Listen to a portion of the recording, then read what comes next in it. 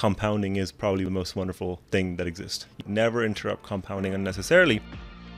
I started WP Beginner, which helps people build better websites using WordPress. You've been in the WordPress space for 17 years. I started in 2006. How do you maintain your friendships with other high performers? Give unconditionally. I'm not expecting anything in return. That's probably the most powerful form of compounding goodwill. There's a negative compounding phrase. The frustration coefficient. Frustration coefficient can be deadly, and you need to be mindful about that. In your own words, who are you? I'm a blogger. Yeah? Yeah. I blog and I help people build better websites. That's well said. You know, one time we were at an event and people were introducing each other. This is at a private dinner. Yep. And one guy walked up to Syed. This is Syed Balkhi, everyone. And founder of Awesome Motive. He has a bunch of WordPress companies. And they're like, so what do you do? And Syed was like, I'm a blogger. And then the guy immediately was disinterested and he walked away. Yes. But I am a blogger, right? I started WP Beginner, which helps people build better websites using WordPress. And WordPress is this open source software that powers 43% of all websites on the internet. So yeah, I'm a blogger. You and I, look, we're recording right now. Those of you that are watching on camera, I am in shorts and I'm wearing slippers right now. And we're in a hotel room. So we thought we'd bring you this conversation. And because we've been doing this retreat we call it the Illuminati. We've been doing it since 2018 or so. Yep. And now we're now in 2024. And we thought we'd bring you some of these conversations over here. So here, Syed, how do people have an exit every year in business? You run a profitable business and you take draws. I find it a little confusing. I'm perplexed by some of the founders' choices where they have no profit. They're not running their business profitably. They're burning money and they're raising capital. Every time they raise capital, they dilute themselves.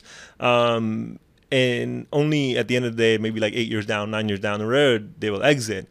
And the amount of money that they make from that exit, because they've diluted so much and with different liquidation preferences and so on, 5%. It doesn't turn out to be as wonderful of a story.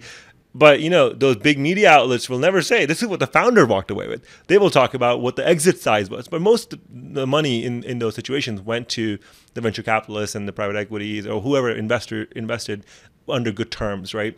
So I believe that most businesses are not going to hit venture scale. Like, it's rare that you will make a Microsoft or Amazon or the Ubers of the world. Or, those businesses are rare.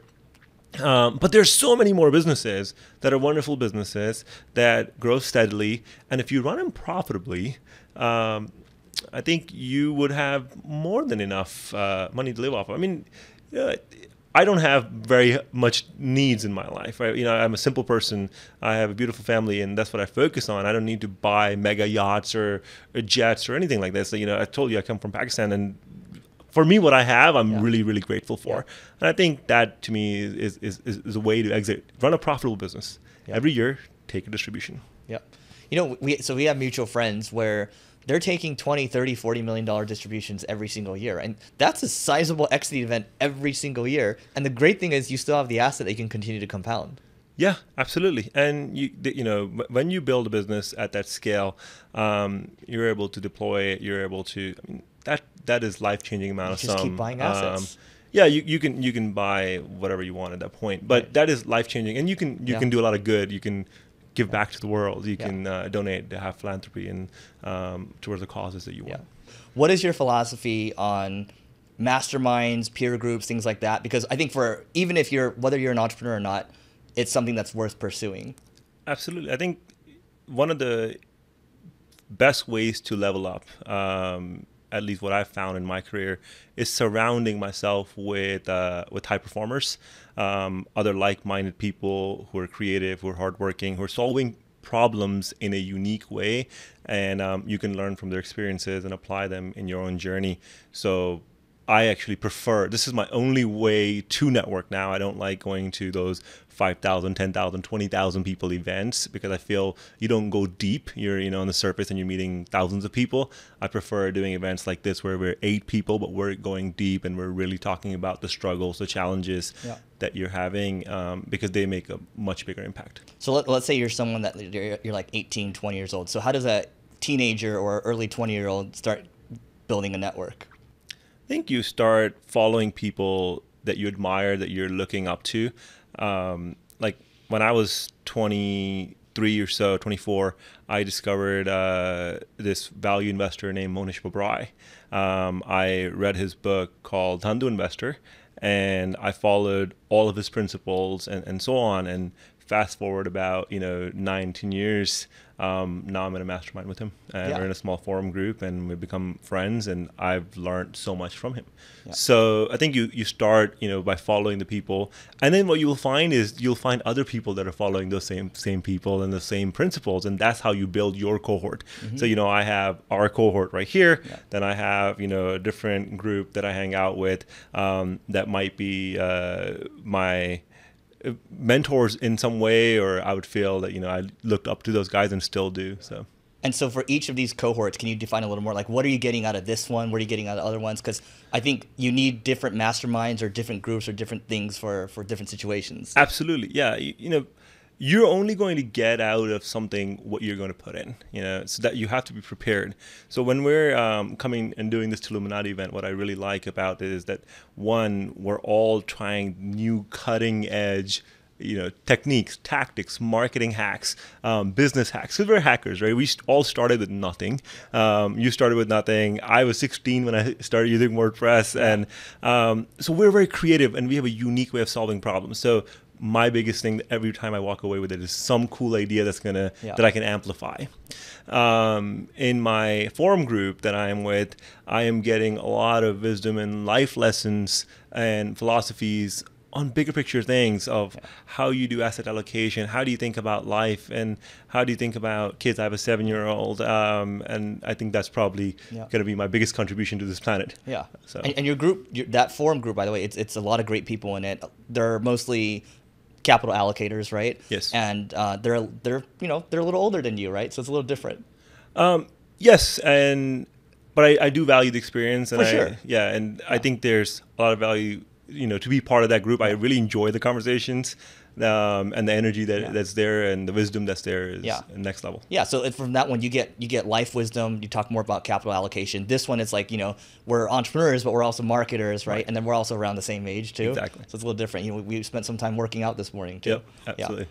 So funny thing is, one thing I've learned is this, right? Like you talked about following Monish Babrai in your early 20s or so. Eventually, you get to meet these people, right? Like you and I messaged you when I was working on a company. You were like 21 years old. I think I was 25 years old or something. Yeah. And then I was asking you to do an affiliate deal with you. Nothing happened there, right? But eventually, like a couple of years later, we met up, and then we met up at a mastermind too. Yep. And I think the key takeaway here is like, if you just keep putting one foot in front of the other every single day, eventually you're all going to cross paths. If you give up at any certain point, then you'll probably not cross paths with these people. Yeah, I was listening to this Tony Robbins interview, and something he said about Steph Curry and the amount of shots that he makes in private versus the amount of shots that he's made in his career, and the ratio is so disproportional. Like millions of shots in private, and then only a couple thousand shots that he's made, and he's the world's greatest shooter.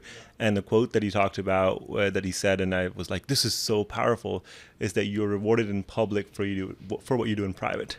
And it was just like that. You keep doing one step at a time, and over long term, compounding is probably one of the most wonderful thing that exists. You had a phrase this morning, so we were working out, and it was there's a negative compounding phrase. What is it?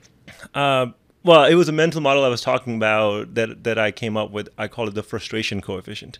And I think it leads us to make irrational decisions that will interrupt compounding unnecessarily. And as the late, great Charlie Munger said, never interrupt compounding unnecessarily.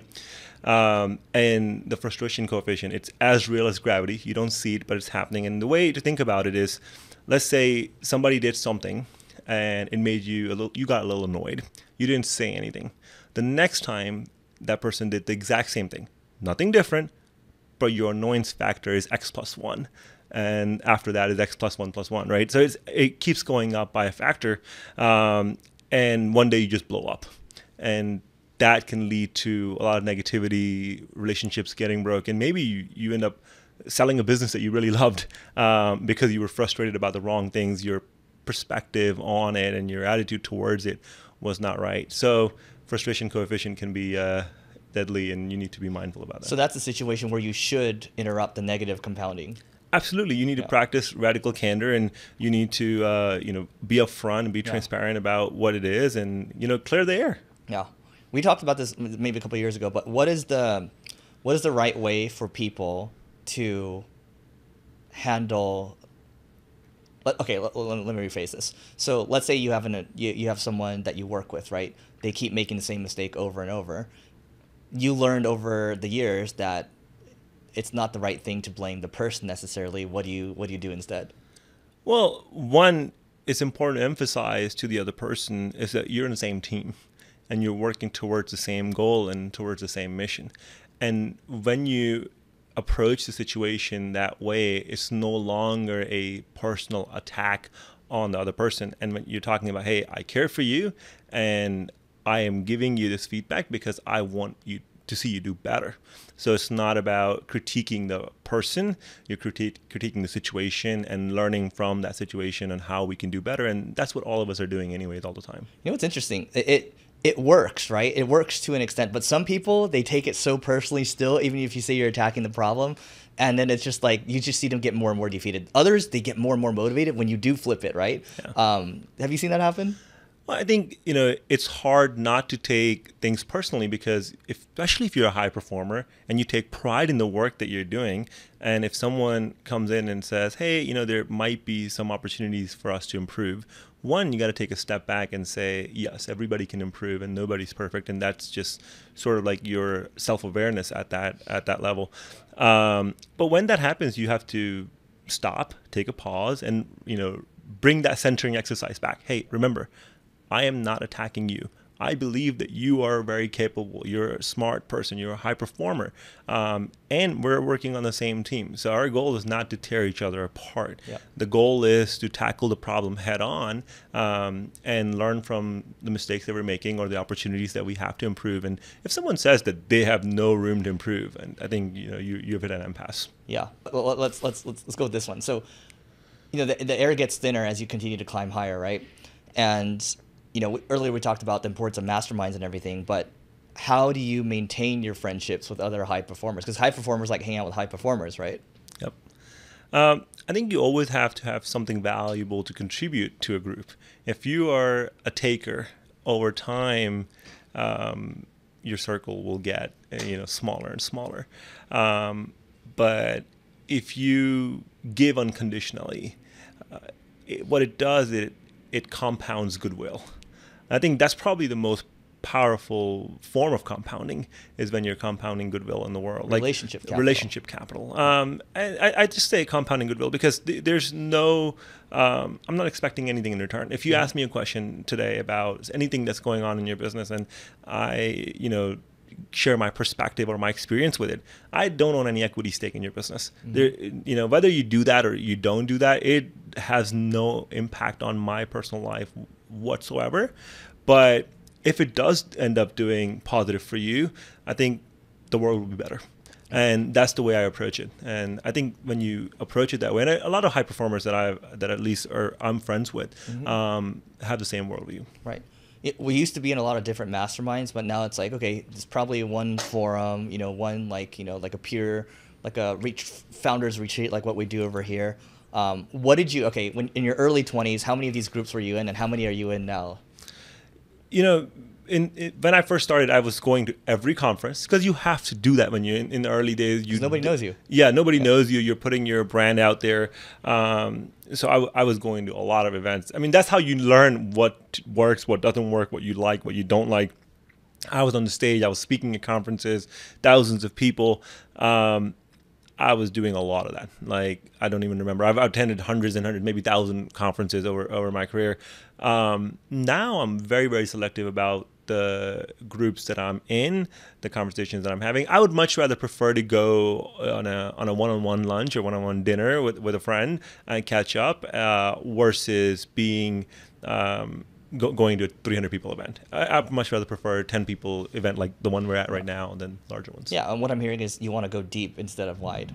I think you learn more that way. Yeah. I want to, when you are at an event, large event, everybody's talking about wins, right? Nobody talks about failures. Yeah. I think we learn more from failures than we learn from wins. Yeah. I think one of our advantages at Automotive, or at basically any of my companies, is that we fail faster than other people. Where one of my companies is failing at something, and another one is failing at a different thing, another one is failing at a different thing, and it is my job to learn from those, combine that knowledge, and distill it back out to all the different teams. Yeah. I think that's probably our biggest advantage, is we fail faster than anyone else. So let's talk about Automotive. So what does that look like now? It's to me, it's a holding company of WordPress businesses, but you can go ahead.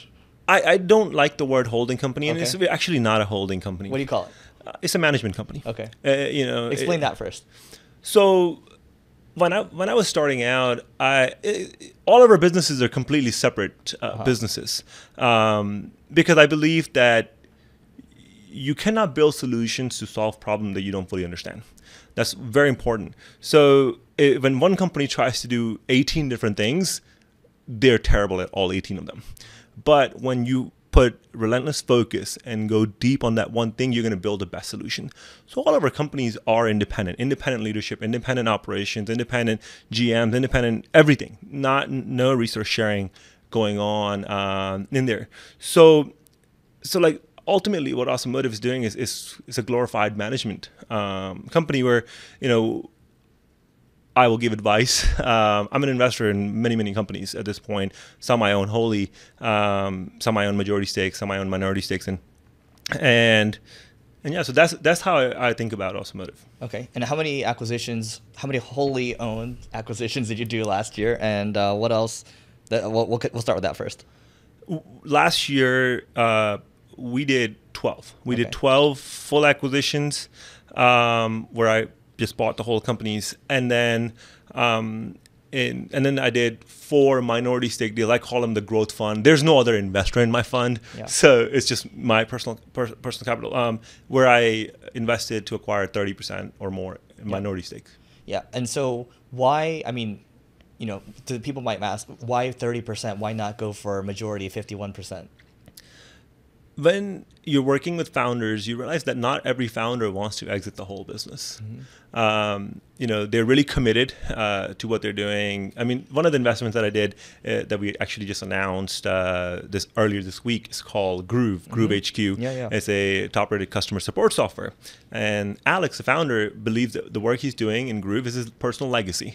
He did not want to exit. He had offers to exit to a private equity company. He didn't want to exit. Rather, he wanted a strategic partner that has the same values. I'm a bootstrap founder, so I understand what the founders are looking for. And not every founder builds the business to make it a billion-dollar company. That's not true. Vast majority of companies are not going to be billion-dollar companies. Yep. So sometimes you're doing it. A lot of times you're doing it because you're passionate about what you're doing and you want to provide for your family at the end of the day. So we had a lot of alignment in terms of our life beliefs and so on. And he just wanted someone who can offer strategic guidance, marketing power, and so on. And that's what we did. So I'm completely okay, coming alongside another bootstrap founder. And it's actually something I wished I had in the earlier days when, if I had found someone, I probably would have done that, because that would have helped me accelerate my growth a lot. I know how your frameworks work, but you feel free to share whatever you want to share here. But like in terms of, because there's so many companies here, there's certain things that you look at to stay on track or stay on top of things, and then you'll proactively reach out if in certain situations. So how does that framework look if you want to share it?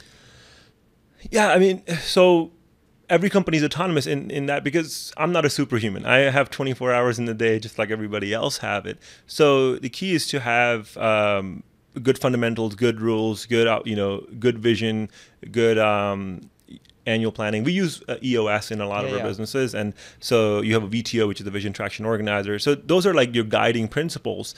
And when there's alignment with the general manager or the founder that's running those businesses, it continues to grow. Of course, you have to make sure incentives are aligned, which is incentives and insecurities are the two most powerful forces that drive human behavior.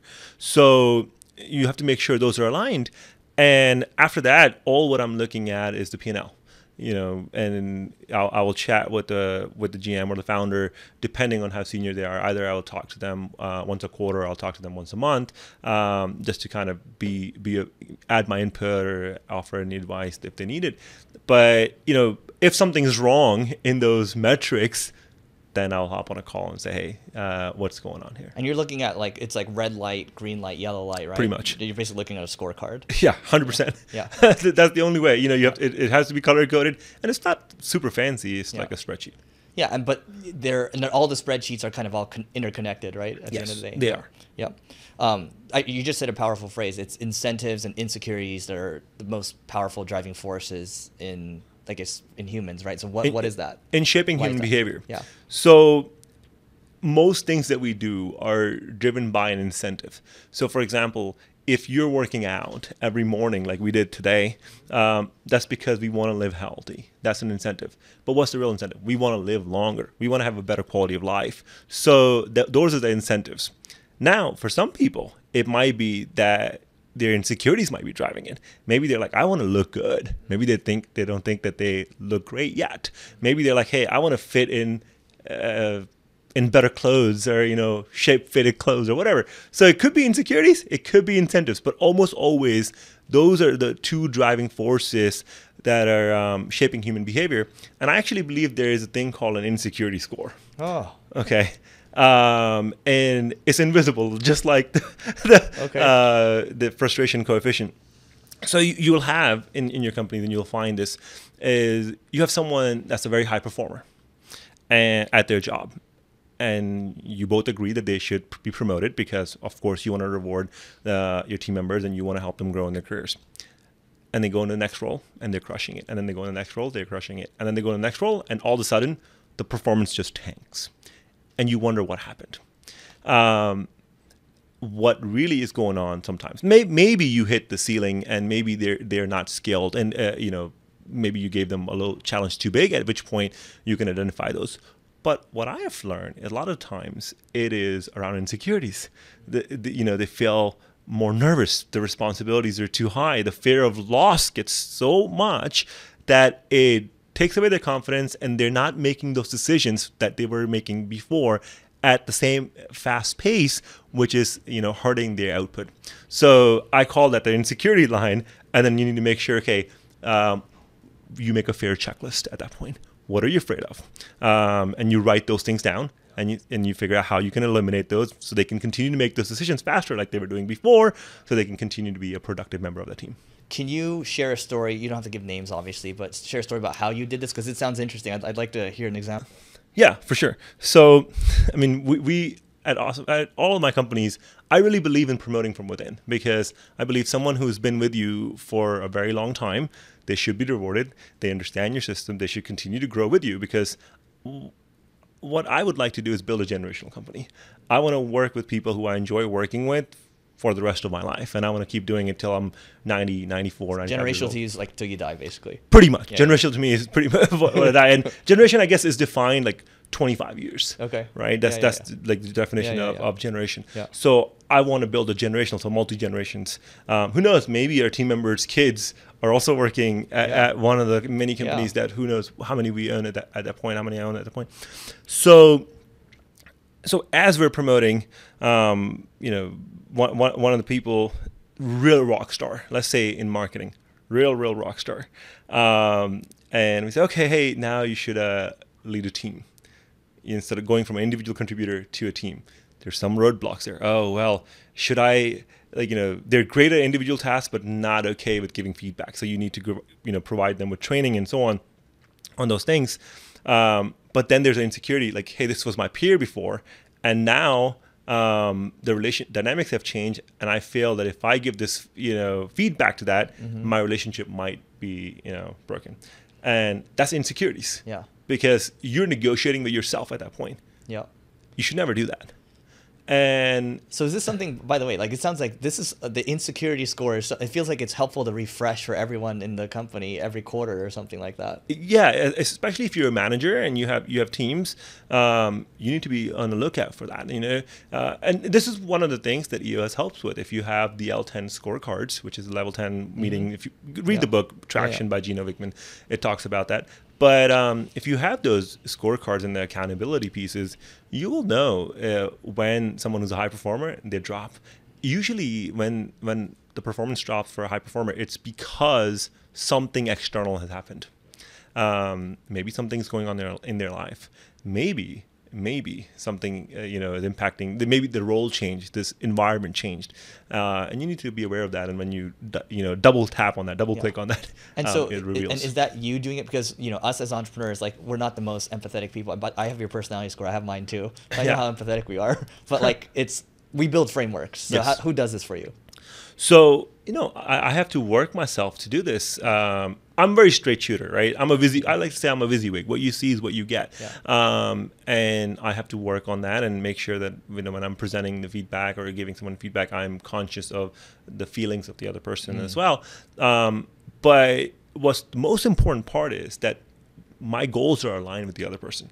I care for the other person deeply, and I want them to succeed, because if they succeed, that's how we succeed. So one of the things that I believe is that I believe people should win. I believe people deserve more. I believe they should win, and they should win more often. Those are my personal values, and that's what are defining everything that we're doing. And I think these are universal truths, actually. These are not even values. These are universal truths that were true 50 years from now, 50 years ago. They're true now. They'll be true 100 years from now. Dude, that's very presidential of you. You weren't born in the U.S., right? You can't become president. I can't become president. You can become governor, though. One powerful thing that you said was, the phrase you use is people should see acquisitions as paid media. What do you mean by that? Oh, that's a private conversation that we were having earlier. Yeah. I was talking about there was a big shift that happened in my career. So I'm a blogger, which means you're founder, you're entrepreneur, you're running a media company. He's much more than a blogger. As they call it these days. You're a content creator, you have a media company, whatever. At the end of the day, you're a blogger. So I was an entrepreneur. I built one software company, and there was a shift in my mental mindset, was going from an entrepreneur to a capital allocator. And I learned this from Warren Buffett, right? And one of the things he says is that I am a better investor because I'm a businessman, and I'm a better businessman because I'm an investor. So at the end of the day, all what you're doing as a CEO is you're allocating capital, whether you're allocating it towards hiring, whether you're allocating towards marketing and whatnot, right? So when you start thinking about CAC and you're buying paid ads, some of the companies are spending like forward revenue on CAC, right? 4 or 5 CAC. And at which point I think buying an adjacent company is far more lucrative, because most businesses don't trade at super duper high multiples that you might read on TechCrunch or whatever, right? Most businesses trade at normal valuations. And when you do the math, the capital allocation towards acquisition of adjacent businesses work out to be better than PPC. Go on. It does. So example, like, let's do simple math. Let's say you're spending $100 to acquire a business, okay, and acquire a customer, but you're making $50. So you're spending 2 years, because the customer is going to expand in value or whatever. You can buy a business at 2 times revenue that might not be growing, but they already have all the customers that you have. Because there's only 3 ways to grow a business. Especially if you're in a subscription business, there's only 3 ways to grow it. You can get new customers, you can expand your existing customers, or you can reduce churn. Like, there is no other growth levers. Everything else falls in between these buckets. And when you say, okay, well, new customers, how can you do it? You can make YouTube videos, you can buy ads, you can do content marketing. I mean, there's a zillion ways, but probably the best way is you can just acquire another business. You buy a company, and then you can expand those customers too if you have adjacent services and products. The math works out to be much better. Yeah.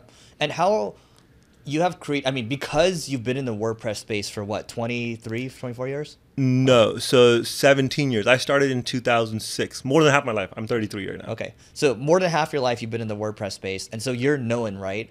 How does that affect, how do you go about getting deal flow?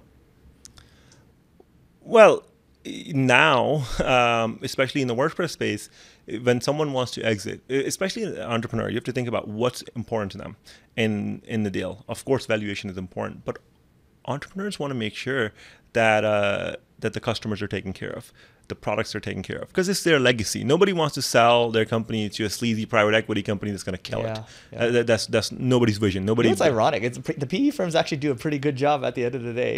the good ones, right? The good ones. Yeah. The good ones. I think there's a lot more horror stories than the good ones. Same with VCs. So I think that because of having a good reputation, all the founders reach out to us directly now. Of course, where I see synergy or if I see a strategic fit, I'll reach out to the founder myself too. But having a good reputation helps. Having good relationships help. You actually do a really good job of being not too front-facing, kind of behind the scenes a little bit. Like, you're seen just enough where you're a known entity, right? And I think that's actually the best place, because it's best to become wealthy and anonymous, right? So, and I know you've been very intentional about it. So if people want to do that, how should they go about it? I think my philosophy is that I should let my work speak for itself instead of me going on camera and, touting my own horn kind of thing. Okay. Speaking of which, what are the economics of buying gas stations? Why should people buy gas stations? Can I give you a story maybe? Okay.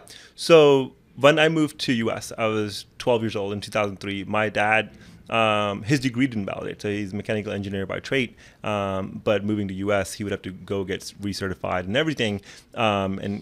There were three of us kids, and then my brother was on the way. So the only job that my dad could find was working at a gas station. So not owning a gas station, nothing, minimum wage, gas station cashier, also the janitor, also everything. That operator does everything on it. So my dad worked 16 hours a day, every day of the week, pretty much. On the weekends, he had a third job.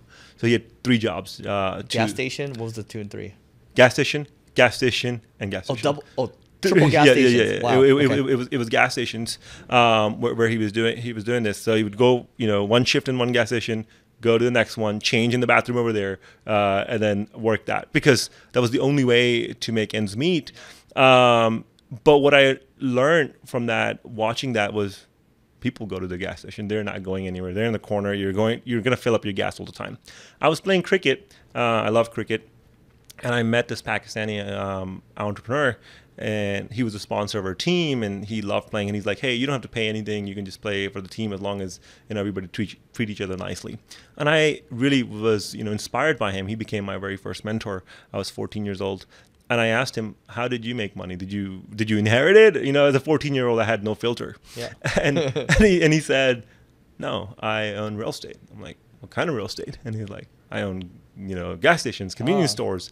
And he has like hundreds and hundreds of them, right? And I'm like, oh, that's pretty cool. So I learned so much. I would just go to his house to watch cricket games. And in between breaks, I would just learn, How did you meet this guy in the first place? Playing cricket at a random league. Just like a random, okay. Random league, just for fun. It was completely out of the blue. Maybe it was meant to happen. I don't know. So, after the financial crisis, a lot of people in real estate, they're overly leveraged.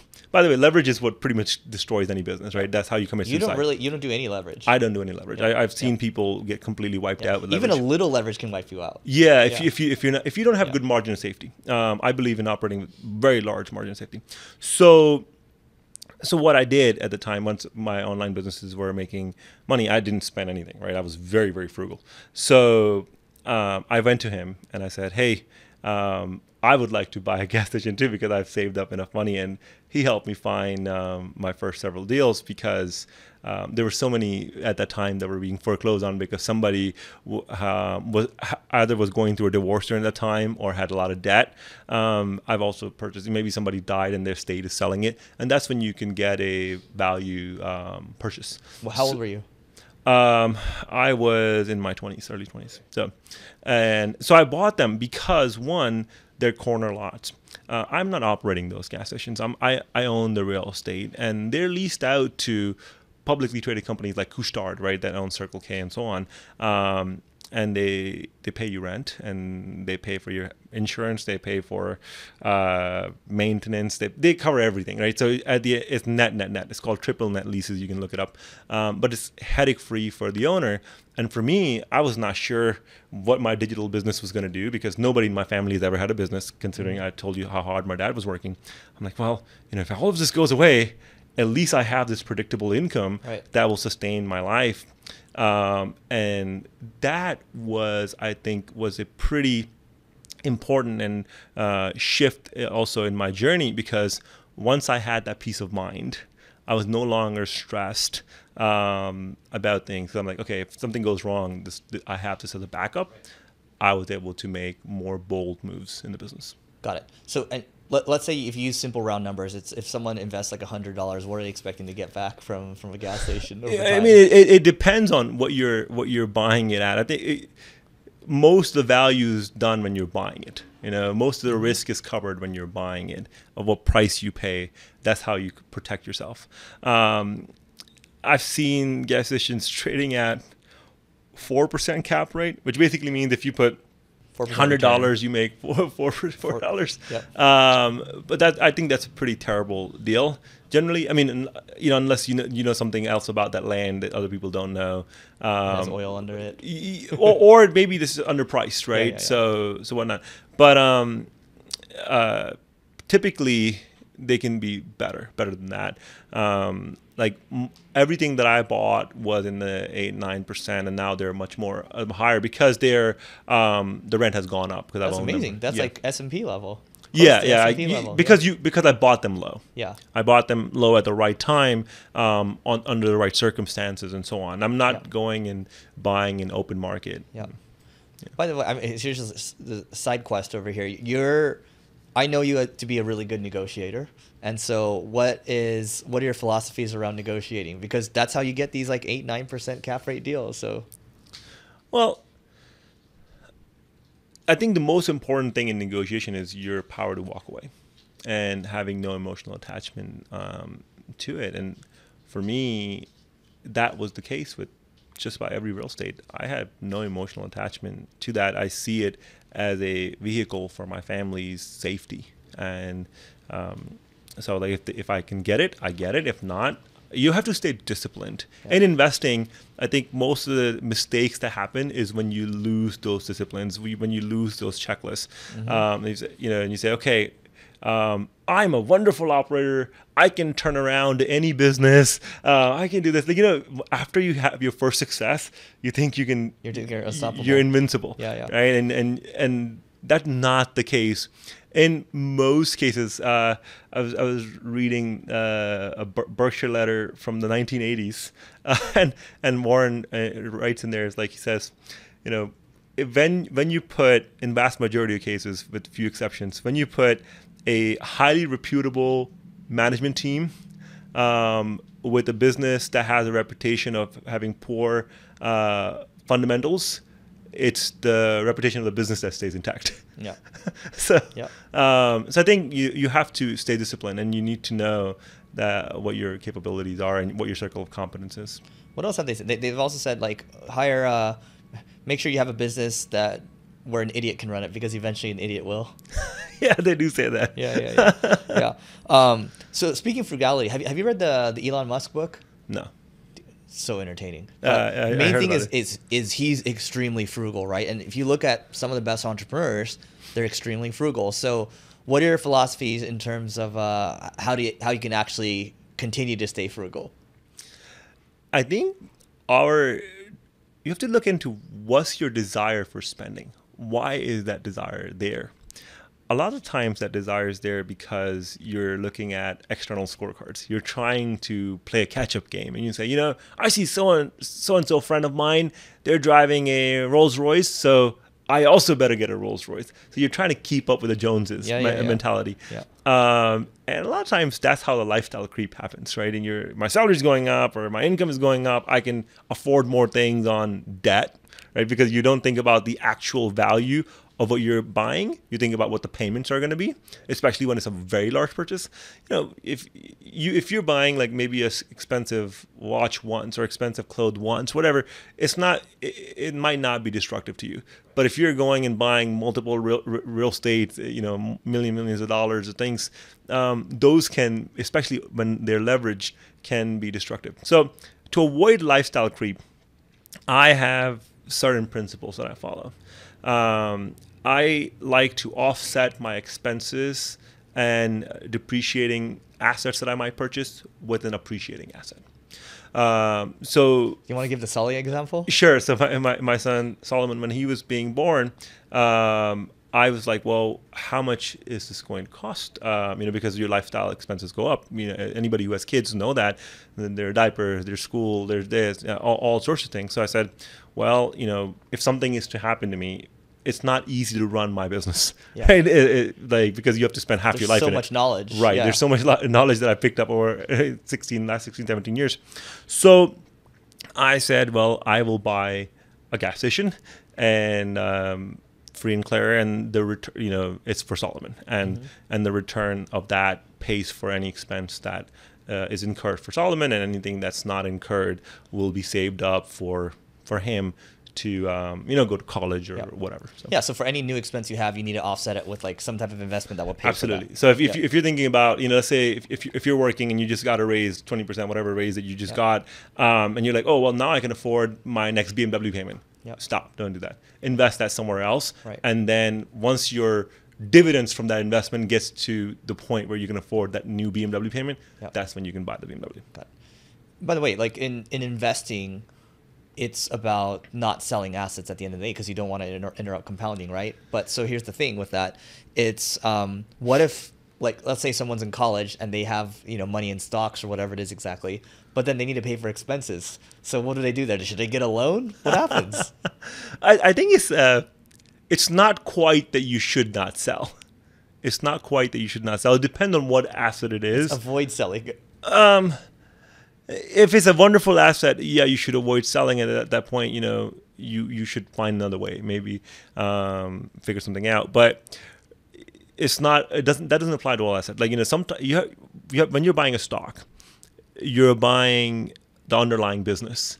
If the fundamentals of the underlying business are changing and you have no operational control in that business, the wise investment move would be to take your profits and move on to the next investment idea that you have.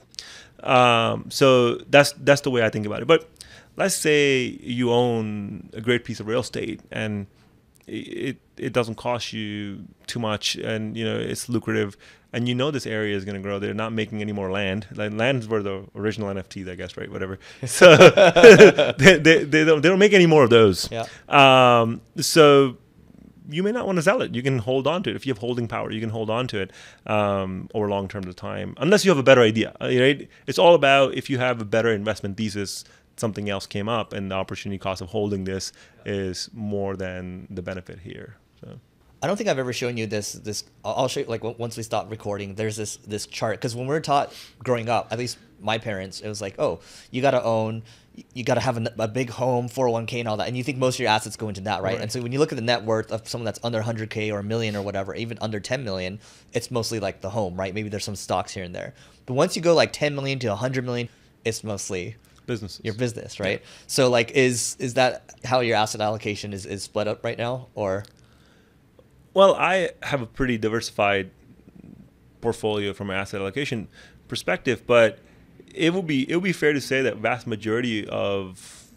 a large percentage of what I have is in the businesses. Yeah, and the reason is because we can control it as much as we can.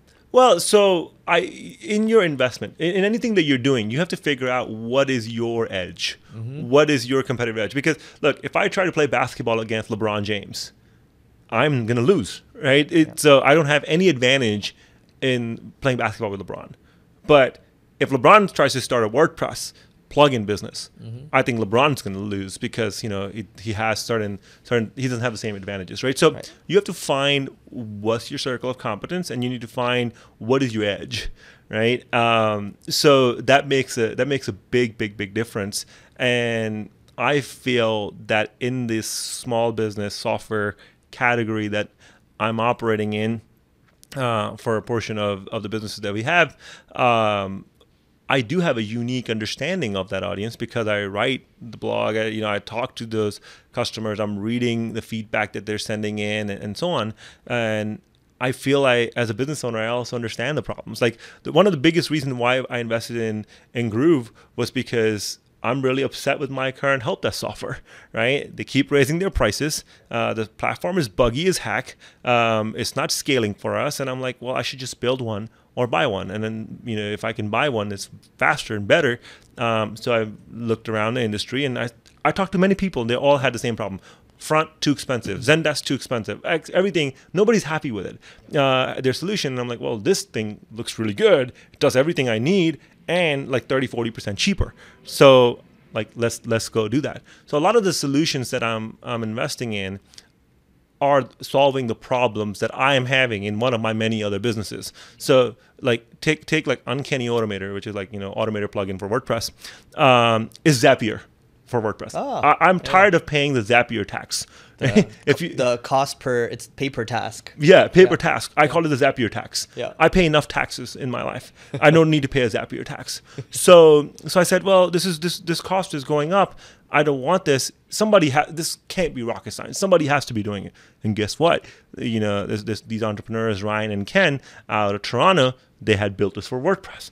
And I said, I want to partner with them. So I invested in their business, and now they have 150 integrations. That does everything from sending the data from your WordPress website to a spreadsheet to sending data from one website to another site to another site. Yeah. You can have all kind of recipes, right? Yeah. And you don't pay the per task fee. Yeah. So I feel that's my unique advantage as a business owner, as an operator, and especially in this space, I see the problems firsthand. And if I can find a solution that satisfies me and our needs, I'm sure it will satisfy many other people's needs because it's not really that big. And that's the philosophy. That's your philosophy, and definitely you should stick with it. Yesterday, before we were picking you up at the airport, I was like, man, I think pay per task, Zapier, they've been doing that. Intercom has now switched to pay per ticket solved, right? They charge $1 per ticket. Right. I'm like, man, is this going to be the rise of pay per task? It's like, I don't know, man. It's I don't know. Like, could be. That's how I see it. I don't know how you think about it. I think people want to be billed fairly. Yes. Okay. And you have to deliver the value if you want to charge for it. So if the ticket doesn't cost $1, right, and you want me to pay you $1, if at scale everybody's gonna move away from it. Yeah. It can't be something like, oh, am I on the right page solved? Like that can't be $1. Yeah. No. So value proposition has to be fair. It's got to be commensurate with the value. And I think, in the future with AI, you'll be able to quickly do that value calculation there. And maybe you can line item that all out, but we're far away from that right now. Yes. With any new technology, what I've observed is that there's a adoption window. And that's always longer than us tech enthusiasts anticipate. Oh, so, yeah, the internet took forever. Internet took forever, right? Yeah. And if you think e-commerce is huge right now, e-commerce is such a small fraction. If you think about the number of total retail stores that exist in the world, how many of them have e-commerce presence? Not many. No, not many. Yeah. Vast majority of them don't. Yeah. Like I'm talking about super majority. Like 90% plus. Yeah. So and even the blockchain stuff going to take a very long time. Very long time. So I think same thing with AI. AI is very, very powerful. But if you ask most people, they're maybe just using the basic ChatGPT for the very basic prompting, and not to the scale that one would. So the adoption will take some time. Yeah. So a couple more things from my side. I mean, we talked about some stupid investment mistakes even yesterday, right? So what are some stupid investment mistakes? What are some Syedisms that you got for this? Balkhisms. Balkhisms. Yeah. Oh, man. Well, one, don't think that you're a turnaround king. That's important. Like, I used to think that. Yeah, I think that's a lesson you only learn after you fail. Don't think that you can just go in any industry and really, like, I thought, oh, maybe I should start a fitness blog because I'm clearly very good at blogging. Did you really? I did, and it failed. That's why I never talk about it. Wow, getting vulnerable. So yeah, so I had WP Beginner doing well. I created this List 25, like a listicle blog that went really viral on YouTube. You got a ton of subs. 2 million, 3 million? 2.5 million subs, 500 million video views. Yeah. Huge, right? And I'm like, man, I could go in any space. You got the Midas touch. Yeah, make a blog and go. So I'm like, you know what? Fitness is huge. I should go in fitness. Yeah. Bust. Yep. Right? So you have to stay in your circle of competence. I think that's very important. The other thing is avoid overpaying for things. Operating with a large margin of safety. So a lot of times people say, well, if you have cash on the balance sheet, that's not good. And then you say, well, look at Berkshire. They're sitting on $150 billion in cash because patience is very, very important in investing. And that's a trait that is hard to learn, really, really hard to practice. The ability to sit there and do nothing. Like 2021, right? Valuations for businesses started going through the roof. You sat pat. You didn't do much. I didn't do much. Yep. We bought one business or maybe two that year, and we just stayed on the sideline because it didn't make sense. So having that discipline is important. And the old me would have just said, yes, I want to be, I have a checklist. I'm trying to impress other people. I don't do, so we did 12 acquisitions last year, right? If I don't do 12 acquisitions this year, I'm not upset about it. Mm-hmm. Right? I'm not trying to impress you or anyone else. Like if I write my year-end review, that's the only blog I write on my personal blog, right? At the end of the year-end recap. If my year-end recap next year says I only bought 3 businesses, I don't care. So it has to make sense. It has to be. So that's probably the biggest business mistake, acquisition mistake, investing mistake that people make. I think there's a key thing here too. It's you learned your mistake. Like it's not like you were immune to mistakes. Like you learned, hey, the power of focus. Also, you learned not to get too ahead of your skis with the acquisitions when everyone's like super hyped about things, and that's how you honed your patience. Yeah, actually, it was something you sent me in 2020 when the pandemic started. You sent me this PDF which had maybe like 100 stories or something of entrepreneurs talking about the 80s or whatever, the big crash in the 70s, 80s, right? Yeah. And do you know there was one theme in that as you read, of course, everybody had a different business. They had all failed and they were writing a memoir, right? The common theme was over leverage. That's what killed them. Every single one of them over leverage because they did not operate with margin of safety. So the 3 most important words in investment is margin of safety. MOS. Yeah. There you have it. All right. And by the way, because you and I, we both have these Charlie Munger and Warren Buffett bronze busts. Like you have it right in back of you, right? What are some of your favorite Mungerisms, Buffettisms before we get out of here? Oh man, I have so many of them. The one that I really, really like about from Munger is to never interrupt compounding in necessarily. Inward, always inward. I look at every situation, how I'm going to die. So I think there's only 3 mental models. Well, I use many mental models, but there's 3 that I use more than others. First principles, second order thinking, and inversion. I think when you combine those 3, you will avoid most things.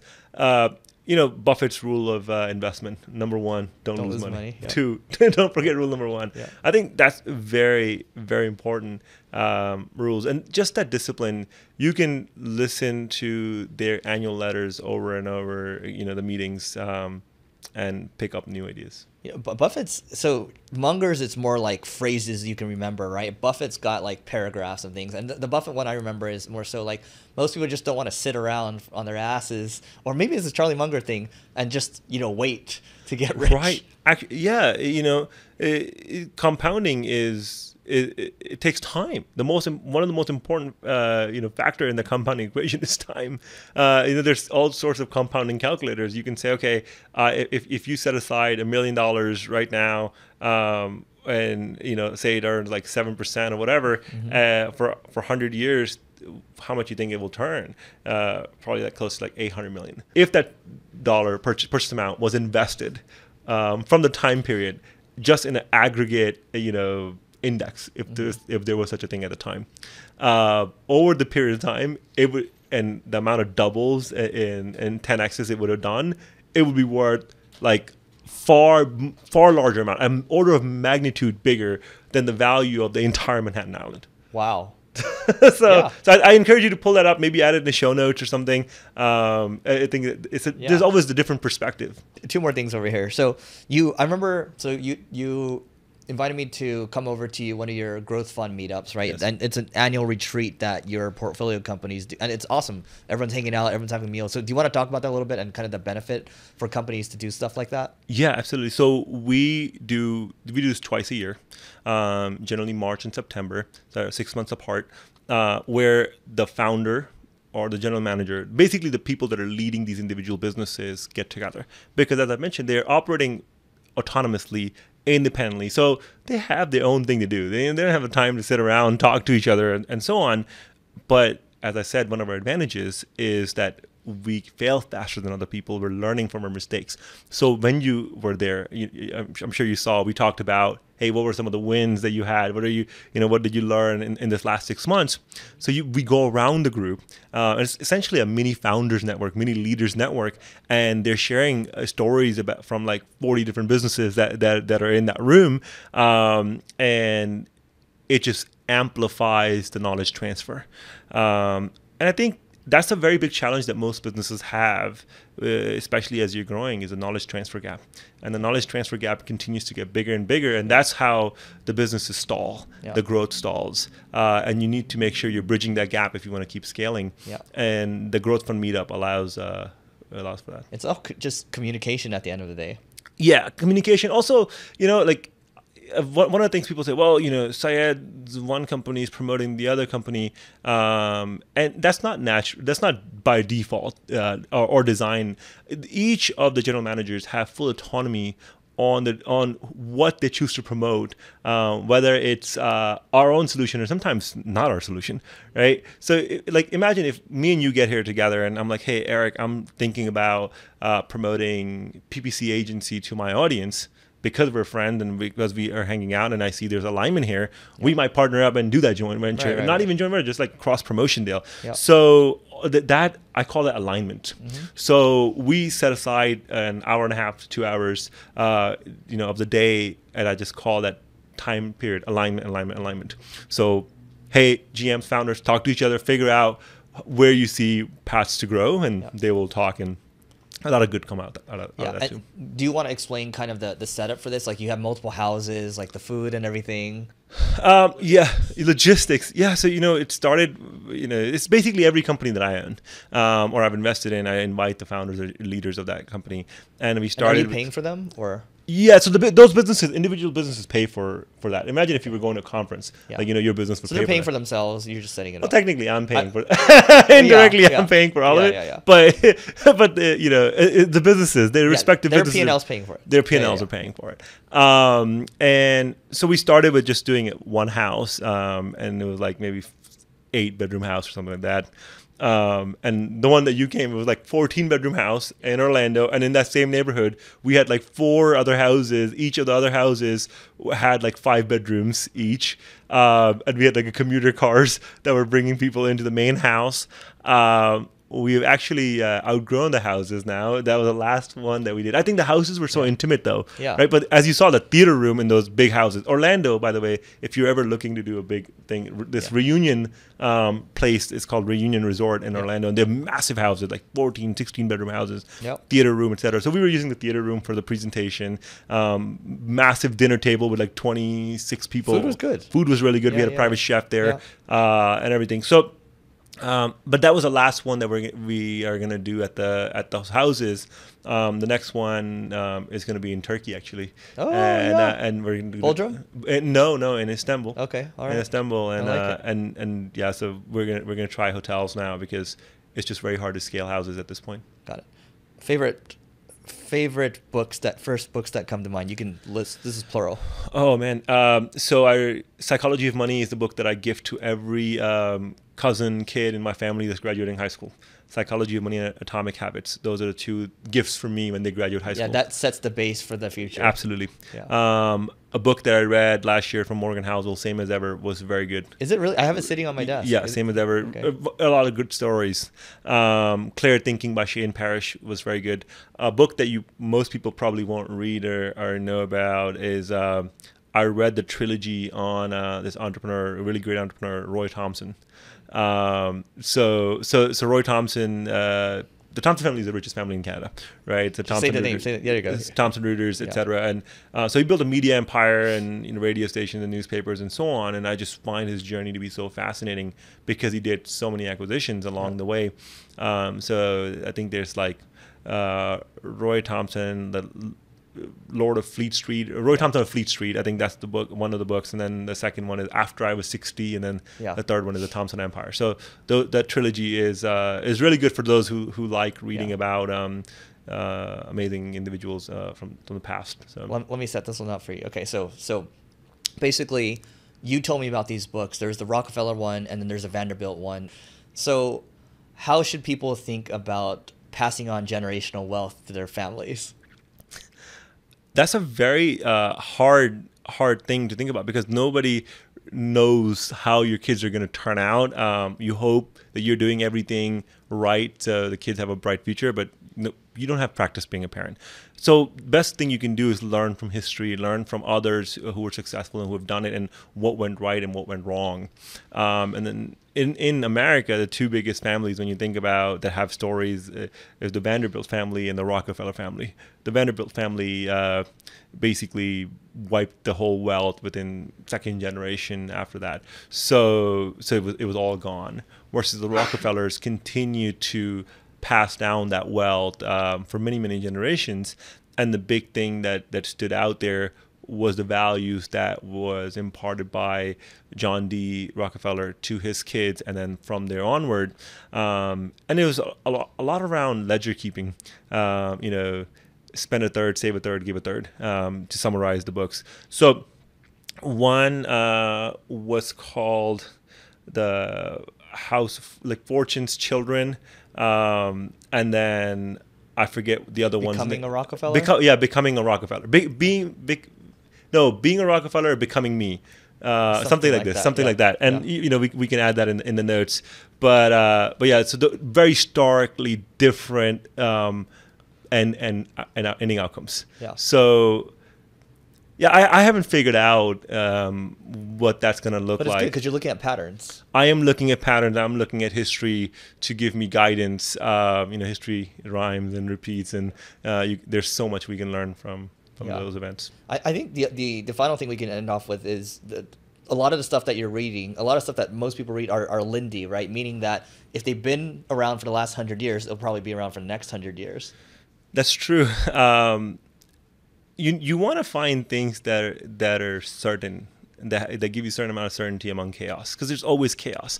Things that look like chaos right now will be there tomorrow, and so on. The chaos just sort of change. We're always once in 100-year events are always happening every other week. Yeah. So it just depends. So I do like to read and find those patterns, and also looking at annual letters. Yeah. I do read those. Yeah, pattern recognition is everything. So what is the best way for people to find you online, Syed? Well, I think you can read about me on my blog, syedbalkhi.com. I write only once a year, but it's the best blog post you'll read that year.